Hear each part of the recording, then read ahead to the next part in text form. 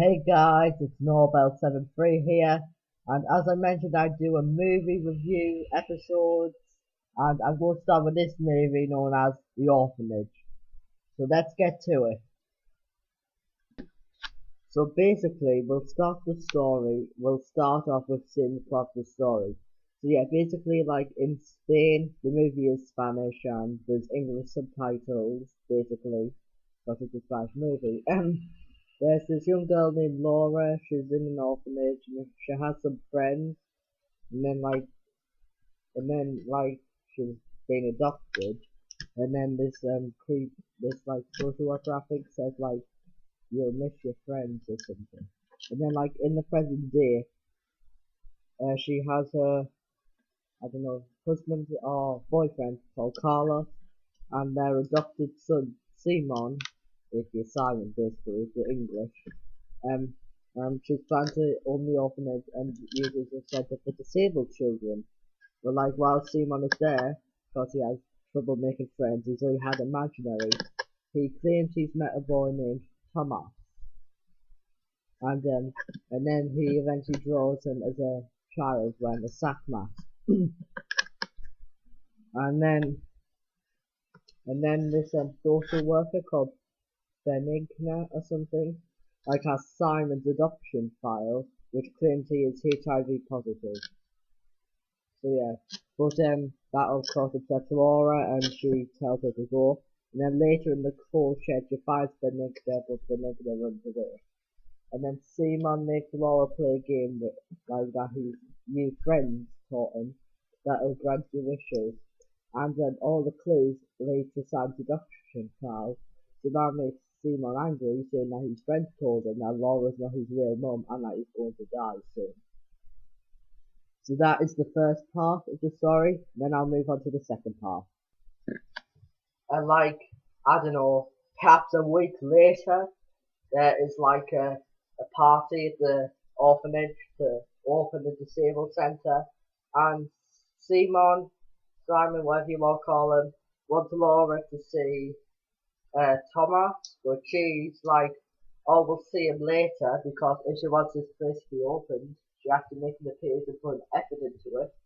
So when Simon really wants to see Thomas, he gets annoyed, and then she loses her temper and slaps him across the face.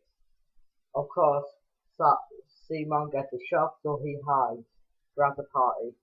And then mysteriously, while me in the bathroom looking for Simon, a young boy wearing a sack mask comes along named Thomas.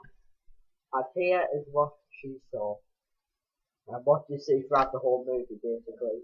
He's more or less like the scariest thing in the whole movie. I mean, just look at him, he's terrified. Just look at the mask, he's only got one hole ripped open, so he can only see through one thing. His sack mask looks terrifying, and as you can see, next to one of the buttons, it says Thomas embroidered into his top. So yeah, that's Thomas basically. And you'll find out more about him later as we go along. So yeah, Thomas attacks Laura, and she ends up pushing into the bath. He's not that friendly for a child. And yeah, after the party, she's still in shock, but Simon's still missing. But the police believe that Benigna may have abducted Simon. So 6 months later, this is based, Simon's still missing, and while searching in a Spanish city, Laura comes across Benigna, but she gets hit by a car. And then they soon discover that Benigna worked at the orphanage and believed she had a son called Thomas. And Thomas had his mask took off him by, the other kids. So basically, he hid in the cave. There's a cave in the movie where Simon first meets Thomas. He must have hid there to hide his embarrassment, and the tide came in, so Thomas drowned. And the reason he didn't want anyone to see with his mask off is because he was born with a deformed face. And then we soon discovered that Benigna was also wearing a mask, and she had a deformed face, which you can tell that Thomas is her son. Very dramatic and sad moment, but that's how this movie goes along, I guess. Now let's wait. Now I'm going to talk about part 3 in a moment. So basically, next, Laura contacts this woman called Aurora, and yeah, she contacts the Sion to make like contact with the spirit of the dead orphan. And they hear her crying for help, and they soon learn that since those kids like not trying to like be mean to Thomas, but like as a little, I don't know, they're like 5 in the movie, like take Thomas' mask. They're kind of the kids that made him like hide and eventually die. So Benigna, his mother in revenge, killed them and hid their bodies in the coal shed of the orphanage where Laura spotted her earlier on and she ran away. So like Carlos leaves because he's like disturbed. I think anyone would be. So yeah, but next Laura tries to get the spirits to pay attention and lead her to Simon. So she recreates the original background of the orphanage. Eventually they come, she plays like this game they used to play when they were kids. And then they lead her to a door with Simon and he is wearing Thomas's mask. And that can only mean trouble. And the trouble is he is dead. That there was like a banging I forgot to mention earlier on in the movie, and that was him trying to get out, but the door was like locked so he couldn't get out. And there was like a snap and then like a thud, and there was like stairs, and I think the building's very old, so the stairs may have broke and he may have fell to his death and broke his neck. So she takes sleeping pills to die and wishes to be with Simon. And the orphans take her to a door and he is alive, basically. And he says he wishes for her to look after the orphans, which he promises to.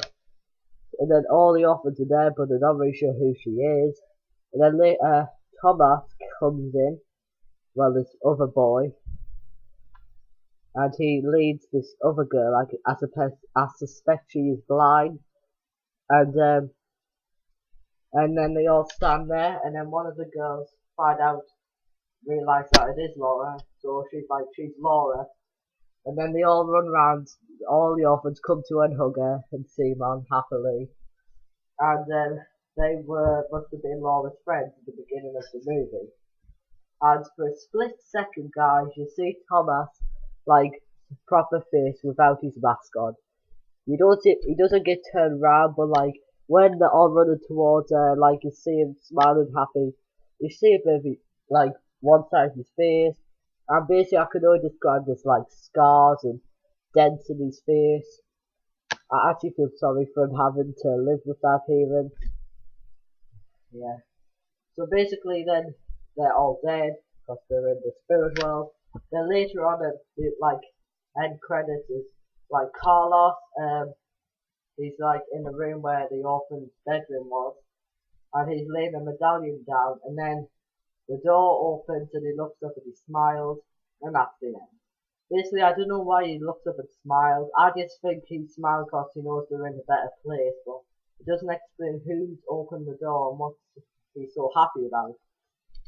I'd say my best way to find out the answer is going on the internet, because I don't have the biggest attention span, so I probably missed out part I'd probably tell you, but oh well. Overall, guys, I'd like to give this movie 9.5 out of 10, just due to the ending, because it just confused us. So yeah, guys, I really enjoyed doing this video, my first movie review video.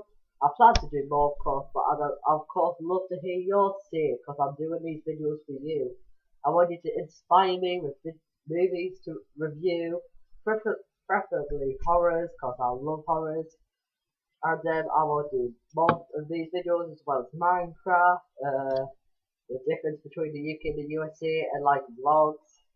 So please do this for me, guys. It would be a great help, as it could make this channel a better place for everyone. So thank you for watching, guys, and bye.